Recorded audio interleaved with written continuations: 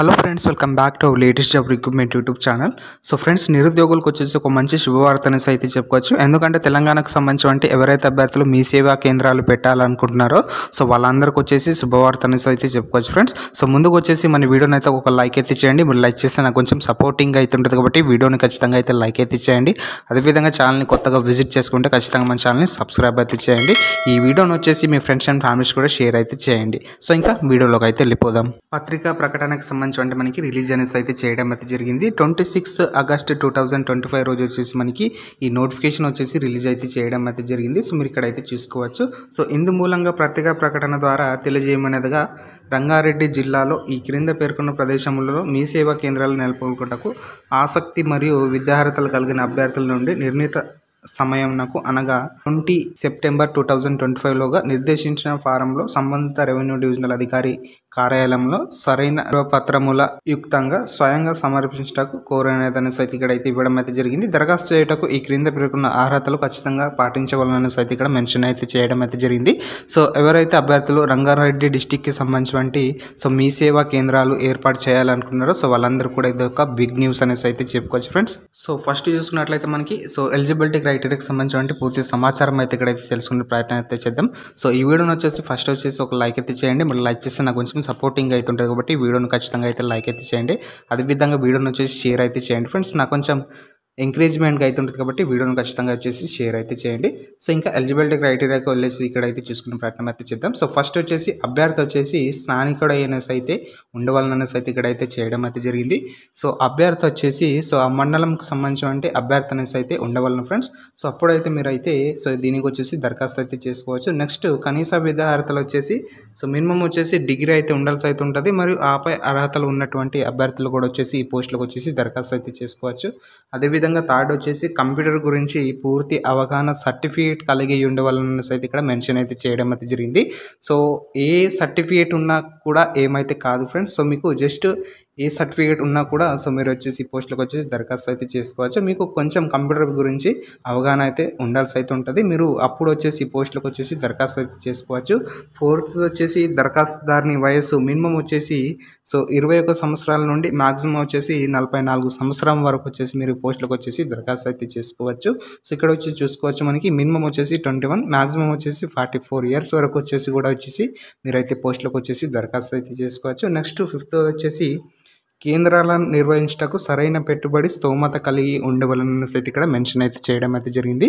అంటే మీకు కేంద్రాలను నిర్వహించటకు సరైన పెట్టుబడి అంటే కొంత స్తోమత అనేసి అయితే ఉండవలసిన అయితే ఇక్కడైతే మెన్షన్ అయితే చేయడం అయితే జరిగింది. సో దానికి సంబంధించి కొంత ఫర్నిచర్ అదేవిధంగా సో కంప్యూటర్ కానీ సో ఏదైతే మీ సేవకు సంబంధించి కంప్యూటర్కి సంబంధించి ఏవైతే పరికరాలు ఉంటాయో సో అవన్నీ పెట్టుకునే స్తోమత వచ్చేసి ఉండవలన అయితే ఇక్కడ మెన్షన్ అయితే చేయడం అయితే జరిగింది.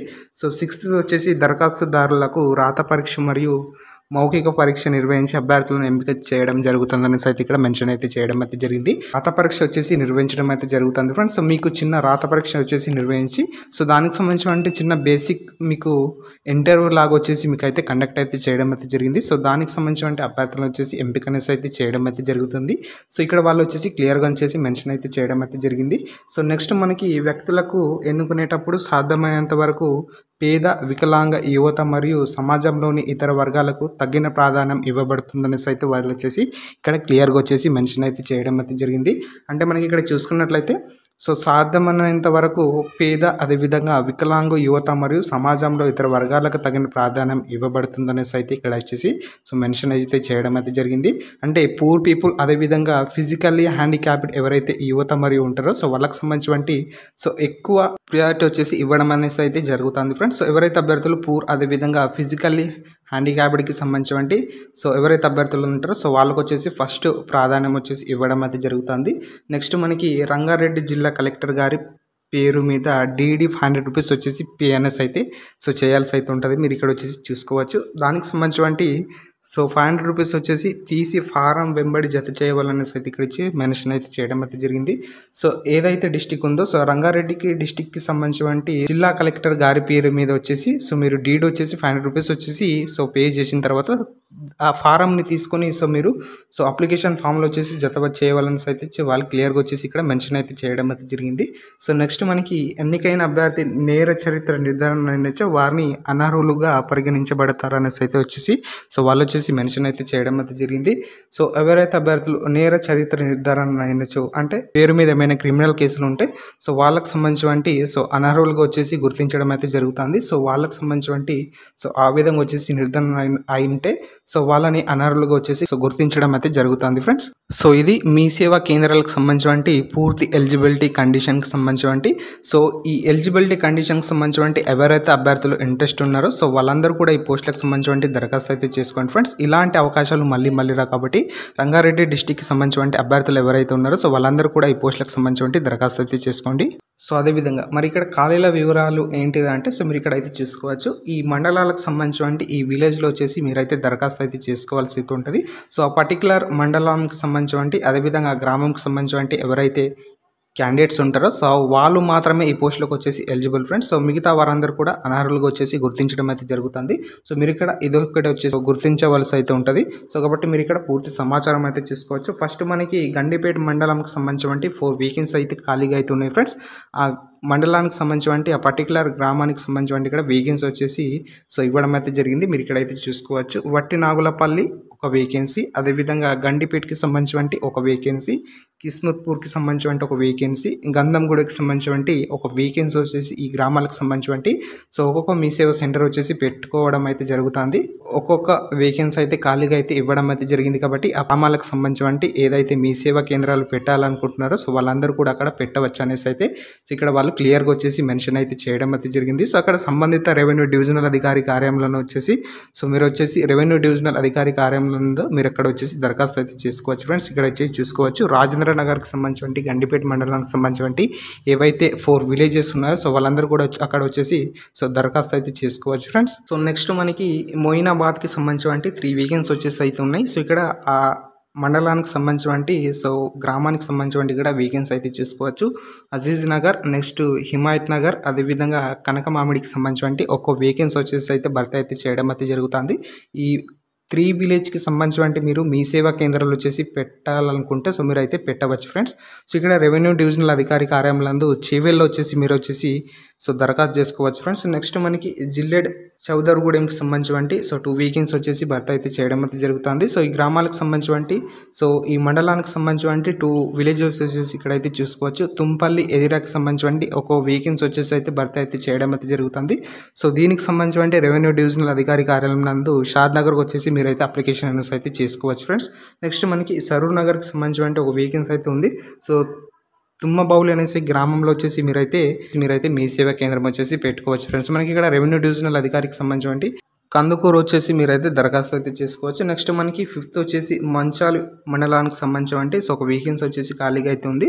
సో లోయపల్లి విలేజ్కి సంబంధించి మీరు వచ్చేసి దరఖాస్తు అయితే చేసుకోవచ్చు. సో లోయపల్లికి సంబంధించి సో ఇక్కడ రెవెన్యూ డివిజనల్కి సంబంధించి ఇబ్రాహీంపట్నంలో వచ్చేసి మీరైతే దరఖాస్తు అయితే చేసుకోవచ్చు ఫ్రెండ్స్.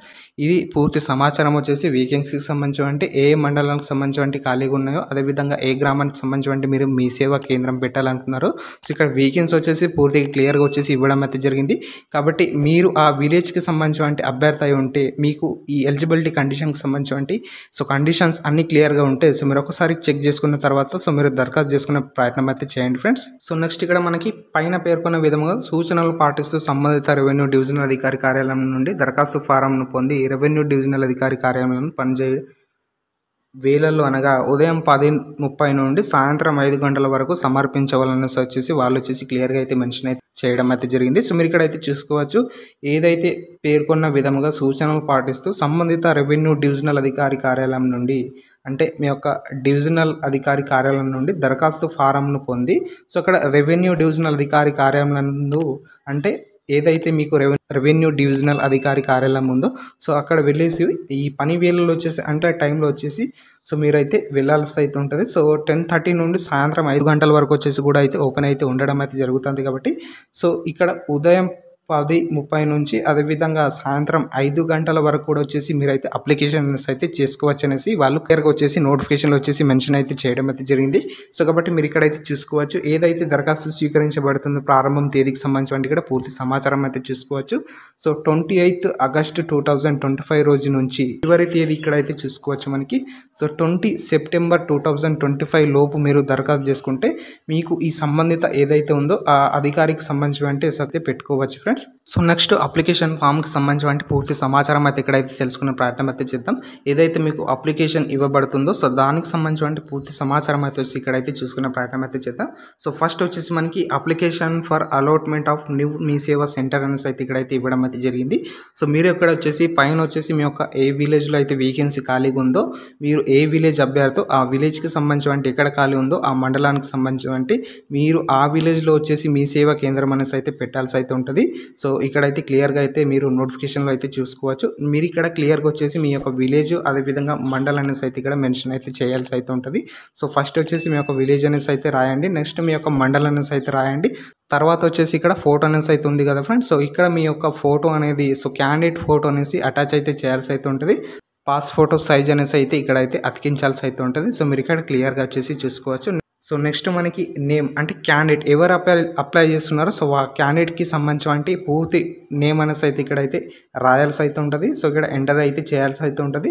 ఫుల్ నేమ్ అనేసి అయితే క్యాండిడేట్ ఫుల్ నేమ్ అనేసి అయితే ఎంటర్ అయితే చేయండి. అదేవిధంగా ఫాదర్స్ నేమ్ సో క్యాండిడేట్ యొక్క ఫాదర్స్ నేమ్ అనేసి అయితే ఎంటర్ అయితే చేయండి. అదేవిధంగా ఏ విలేజ్ సో విలేజ్కి సంబంధించి మీ యొక్క విలేజ్లో వేకెన్సీ ఖాళీగా ఉంటే ఆ విలేజ్కి సంబంధించి నేమ్ అనేసి అయితే రాయండి.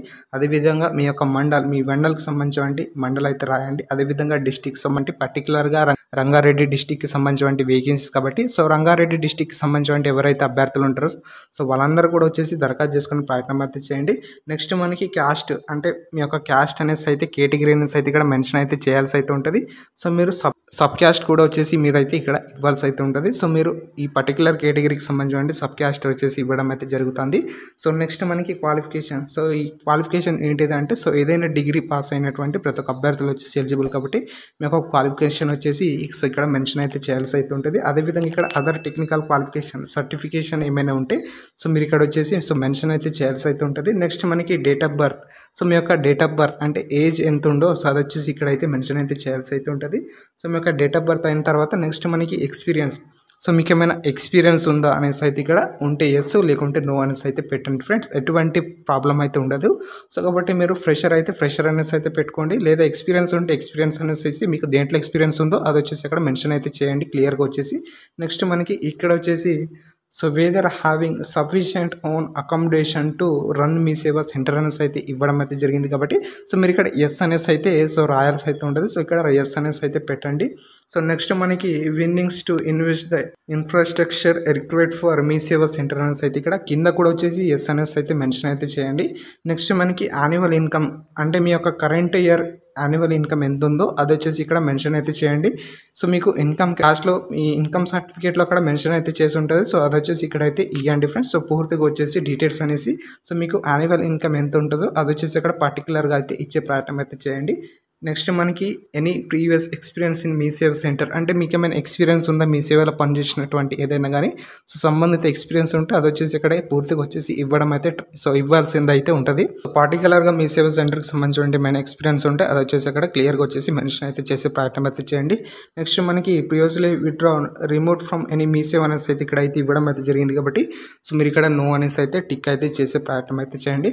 అదేవిధంగా 6th వచ్చేసి మనకి మొబైల్ నెంబర్కి సంబంధించి అంటే సో మీరు వర్కింగ్లో ఉన్నటువంటి మీ యొక్క మొబైల్ నెంబర్ని ఇచ్చే ప్రయత్నం అయితే చేయండి మెన్షన్ అయితే చేయండి. నెక్స్ట్ మీ యొక్క జీమెయిల్ ఐడి అనేసి అయితే ఇవ్వండి ఫ్రెండ్స్. సో ఇది ఫ్రెండ్స్ మనకి అప్లికేషన్కి సంబంధించి సో పూర్తి డీటెయిల్స్ అనేసి అయితే సో ఈ విధంగా వచ్చేసి సో ఇవ్వడం అయితే జరుగుతుంది. మనకి దరఖాస్తు ఫామ్కి సంబంధించి మీ యొక్క సర్టిఫికేట్స్ ఏవేవి సర్టిఫికేట్స్ ఉన్నాయో సో రిక్వైర్డ్ డాక్యుమెంట్స్కి సంబంధించి అదేవిధంగా మీ యొక్క క్వాలిఫికేషన్కి సంబంధించి టెక్నికల్ క్వాలిఫికేషన్కి సంబంధించి ఎక్స్పీరియన్స్కి సంబంధించి ఏం మీ సర్టిఫికేట్స్ ఉంటాయో సో అవన్నీ కూడా వచ్చేసి మీ యొక్క ఫామ్లో వచ్చేసి అటాచ్ అయితే చేయండి. అదేవిధంగా అటాచ్ చేసిన తర్వాత సో మీరు డీడీ 500 రూపీస్ వచ్చేసి పే చేసిన తర్వాత అది కూడా అటాచ్ చేసి చేయాల్సి అయితే ఉంటుంది. సో వాళ్ళు అక్కడ సో మీరు అప్లై చేసేటప్పుడు వాళ్ళు అక్కడ క్లియర్గా వచ్చేసి మీకు చెప్పడం అయితే జరుగుతుంది కాబట్టి సో మీ యొక్క డిస్టిక్ అదేవిధంగా రెవెన్యూ డివిజన్కి సంబంధించి అక్కడ సో ఎంక్వైరీ చేసే ప్రయత్నం అయితే చేయండి, అక్కడ అప్లికేషన్ చేసే ప్రయత్నం అయితే చేయండి.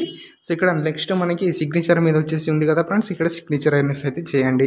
సో ఇక్కడ సిగ్నేచర్ చేసిన తర్వాత మీరు డేట్ అదేవిధంగా మీరు ఎక్కడి నుంచి అప్లై చేస్తున్నారో, ఏ విలేజ్ నుంచి అప్లై చేస్తున్నారో సో అది వచ్చేసి ఇక్కడ క్లియర్గా వచ్చేసి మెన్షన్ చేసే ప్రయత్నం అయితే చేయండి. అదేవిధంగా ఈ పూర్తి ఇన్ఫర్మేషన్ మీకు నచ్చినట్లయితే మన వీడియోని ఒక లైక్ అయితే చేయండి. మీరు లైక్ చేస్తే నాకు కొంచెం సపోర్టింగ్ అయితే ఉంటుంది కాబట్టి వీడియోని ఖచ్చితంగా అయితే లైక్ అయితే చేయండి. అదేవిధంగా ఛానల్ని కొత్తగా విజిట్ చేసుకుంటే ఖచ్చితంగా మన ఛానల్ని సబ్స్క్రైబ్ అయితే చేయండి. ఈ వీడియోని వచ్చేసి మీ ఫ్రెండ్స్ అండ్ ఫ్యామిలీస్ కూడా షేర్ అయితే చేయండి. సో మీకు ఏమైనా డౌట్స్ ఉంటే కింద కామెంట్ బాక్స్లో కామెంట్ చేసే ప్రయత్నం అయితే చేయండి. అదేవిధంగా థ్యాంక్స్ ఫర్ వాచింగ్.